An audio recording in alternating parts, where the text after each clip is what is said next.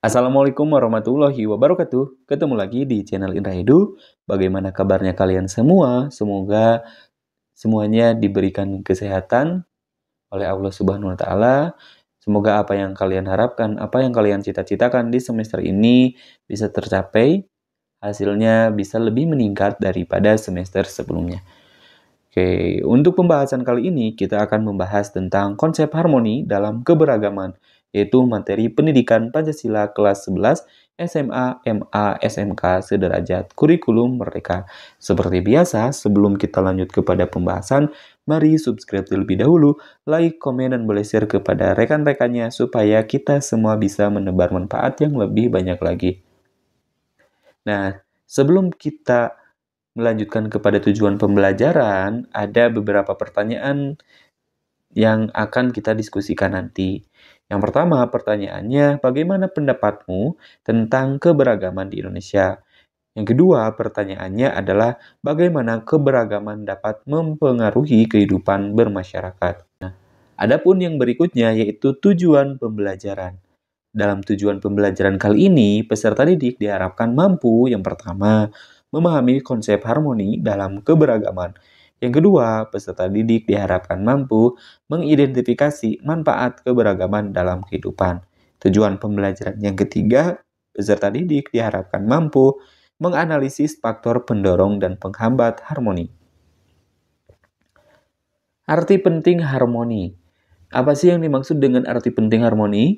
Nah, arti penting harmoni itu tentunya merupakan dasar kehidupan yang damai dan seimbang di masyarakat majemuk. Majemuk itu apa? Yaitu beragam, ya berbeda-beda.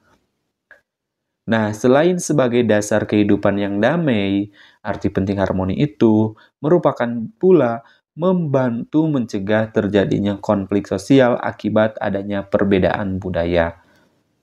Lalu selain mencegah konflik sosial, juga mendorong rasa saling menghormati antara individu dan juga kelompok.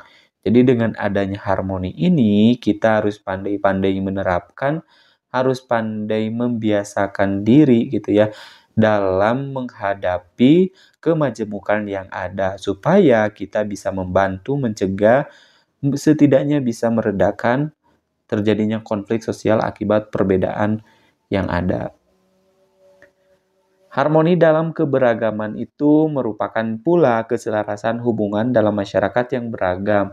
Lalu, kondisi di mana perbedaan menjadi kekuatan. Nah, perbedaan itu merupakan anugerah dari Tuhan Yang Maha Esa yang harus patut kita syukuri dan kita terapkan dalam kehidupan sehari-hari, itu ya. Perbedaan itu bukan suatu persoalan, melainkan suatu anugerah dari Tuhan yang harus kita jaga. Lalu juga harmoni dalam keberagaman itu merupakan nantinya itu akan tercipta kerukunan dan juga kedamaian dalam kehidupan sehari-hari, dalam kehidupan bermasyarakat, juga dalam kehidupan berbangsa dan juga bernegara. Mari kita sama-sama menciptakan harmoni dalam keberagaman ini. Jangan sampai perbedaan itu dijadikan suatu permasalahan.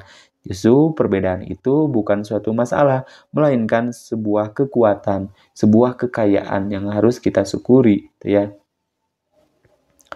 Nah, harmoni dalam keberagaman kehidupan berbangsa dan bernegara dapat dicapai melalui berbagai cara, di antaranya yang pertama kesadaran diri. Nah, kita harus sama-sama sadar diri bahwasannya perbedaan itu bukan merupakan suatu permasalahan, melainkan suatu anugerah, suatu kekayaan yang harus kita jaga. Lalu juga sikap yang kedua yaitu sikap menghargai perbedaan.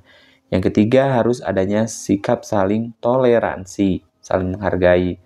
Yang berikutnya yaitu keterampilan bermusyawarah, lalu juga keteladanan, dan yang terakhir adalah keadilan. Nah, adapun yang berikutnya yaitu manfaat harmoni dalam keberagaman. Di antaranya yang pertama meningkatkan rasa saling pengertian dan juga toleransi antar anggota masyarakat. Nah, selain bermanfaat sebagai meningkatkan rasa saling pengertian, Juga manfaat harmoni dalam keberagaman itu tentunya memperkaya kehidupan sosial dengan melalui interaksi budaya yang beragam. Lalu mendorong kerjasama dalam menghadapi tantangan bersama, dan yang berikutnya manfaat dari harmoni ini adalah tentunya memperkuat persatuan dan kesatuan bangsa. Pentingnya memahami dan menghargai keberagaman itu supaya kita bisa menyadari bahwa keberagaman itu adalah kekayaan bangsa yang harus dijaga. Nah, selain kekayaan kita yang harus dijaga, juga akan mengenal perbedaan budaya, adat, dan pandangan hidup di masyarakat yang berbeda-beda. Nah, apa sih sikap yang harus kita lakukan? Tentunya kita harus bersikap toleransi terhadap perbedaan yang ada tersebut.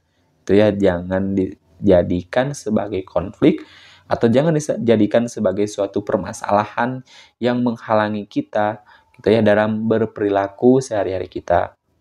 Lalu juga akan menolak sikap diskriminatif dan memperjuangkan kesetaraan. Nah, itulah pentingnya memahami dan menghargai keberagaman.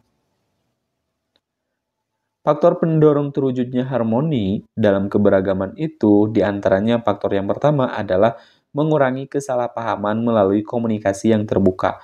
Nah, komunikasi itu penting dilakukan secara terbuka agar supaya tidak terjadi miskomunikasi ataupun salah paham gitu ya dalam berbicara ataupun berkomunikasi, baik itu secara online ataupun secara tatap muka. Lalu, faktor pendorong terwujudnya harmoni yang kedua yaitu pemimpin yang mendorong persatuan dan keadilan sosial.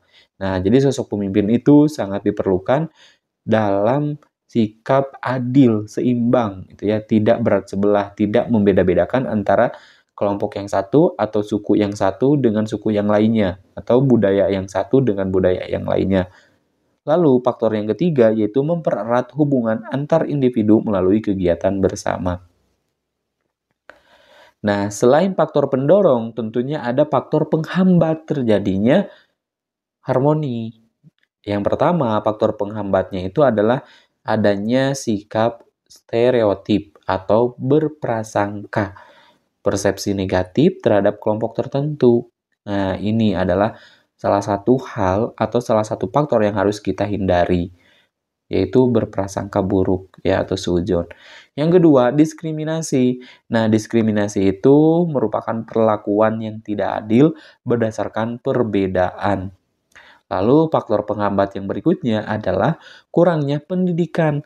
Nah, kurangnya pendidikan itu tentunya menyebabkan minimnya tentang pemahaman tentang keberagaman ini.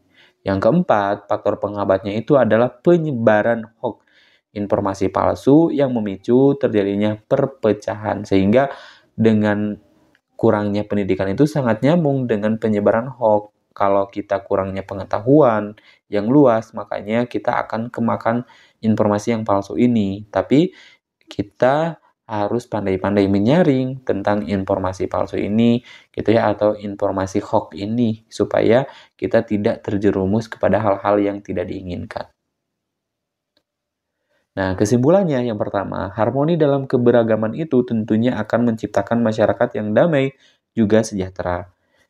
Yang kedua, memahami dan menghargai keberagaman tentunya akan mendorong persatuan dan dapat setidaknya meminimalisir terjadinya konflik. Yang ketiga, yaitu menganalisis faktor pendorong dan penghambat harmoni. Sekian dan terima kasih. Sampai jumpa di video berikutnya. Semoga bermanfaat. Kami akhiri. Assalamualaikum warahmatullahi wabarakatuh.